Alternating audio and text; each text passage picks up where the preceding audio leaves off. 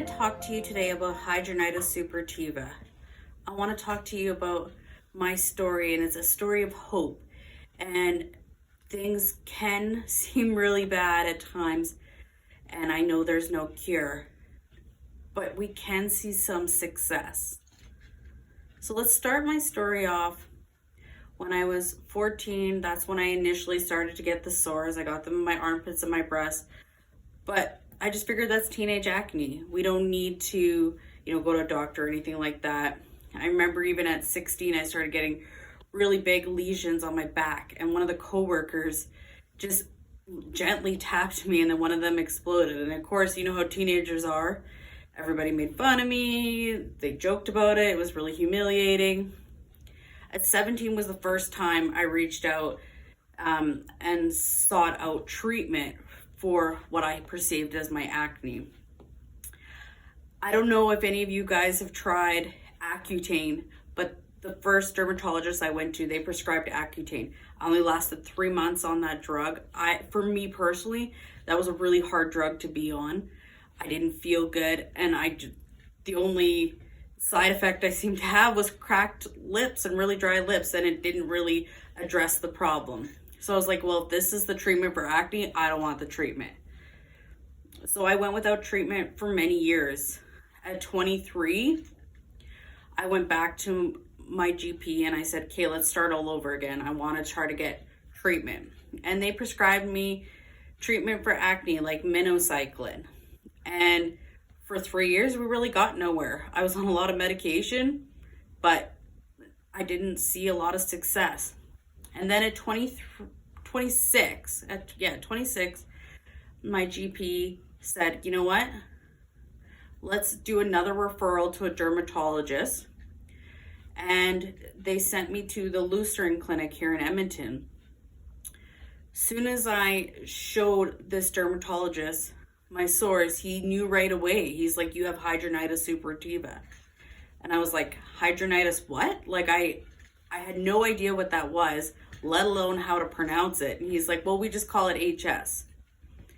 And he's like, and I can help you. So he prescribed me 40 milligrams of Humira, as well as spirolactone and metformin, because I had also been just diagnosed with PCOS, and he felt that med would help.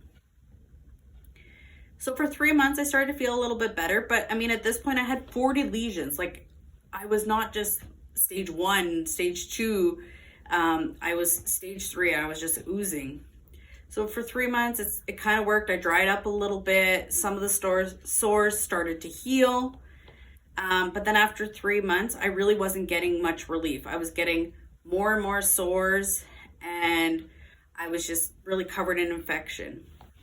And the dermatologist said, at this point, it's kind of past my expertise. I want to refer you to a coworker of mine who works out of Symmetry Dermatology. His name was Dr. Chris Keeling.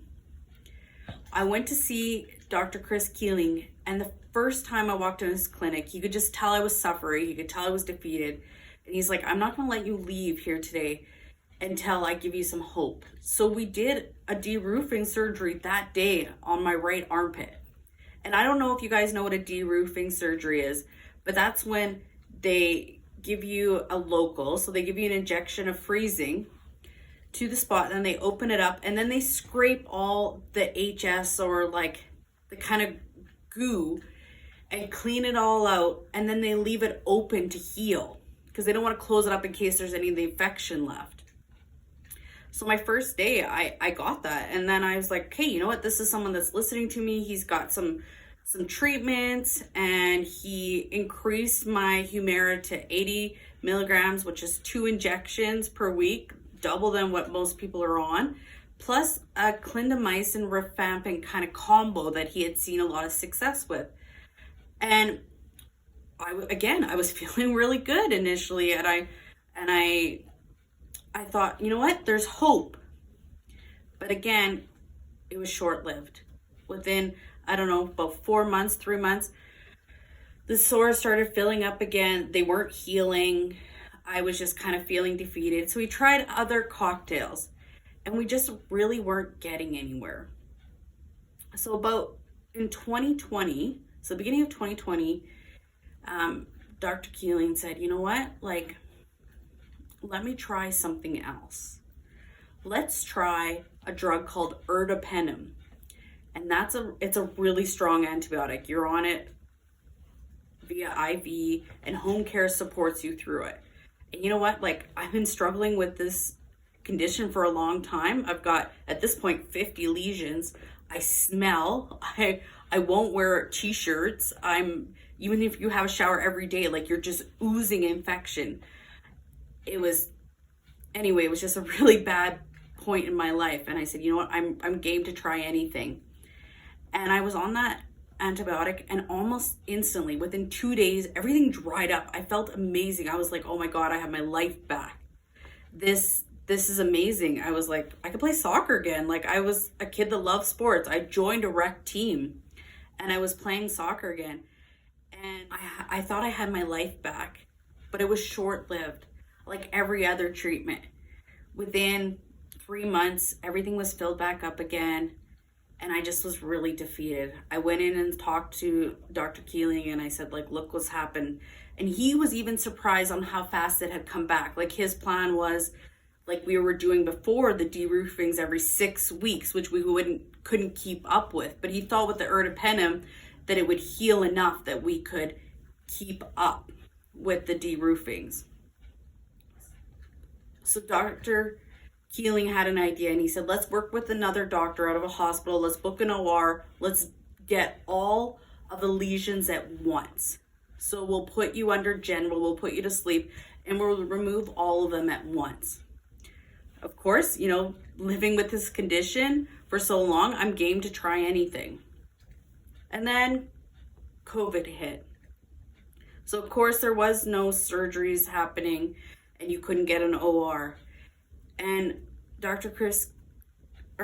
Keeling knew that I was suffering, and he said, you know what, we got to figure something out. So June of 2020, I started ertapenem, and instead of doing under general, every day I went to his clinic and we did local anesthetic, and he would freeze and we would remove as many parts as our HS sores as we could before we would run out of freezing. And the next day I would come back and we'd do it again. And we did it for 10 days and we removed over 50 sores.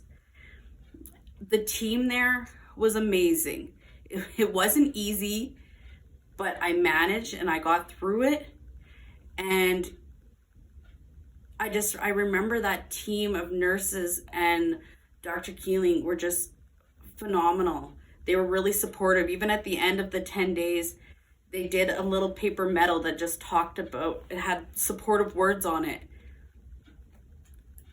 It was a long healing process. It took about 3 months for all my sores to heal.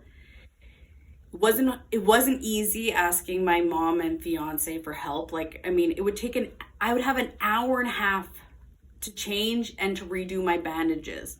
That's how many sores I had. And, you know, I had them in my groin and my buttocks and my armpits, on my back, and those were places I just couldn't reach, so I needed help. But this worked. Out of the 50 some lesions, only 7 returned, and Dr. Keeling addressed them right away, and we got them done and removed. And now in 2022, I've only had 6 lesions that have come back, and I've only had 4 of them removed. I have my life back. I'm going to the gym. I'm eating healthy. I'm playing soccer again. I've dropped 50 pounds. I've never felt better in my life. And it can happen. I want everybody here that's really suffering and feels like there's no hope for HS to know that there is hope out there. And I hope that my journey gives you some of that hope.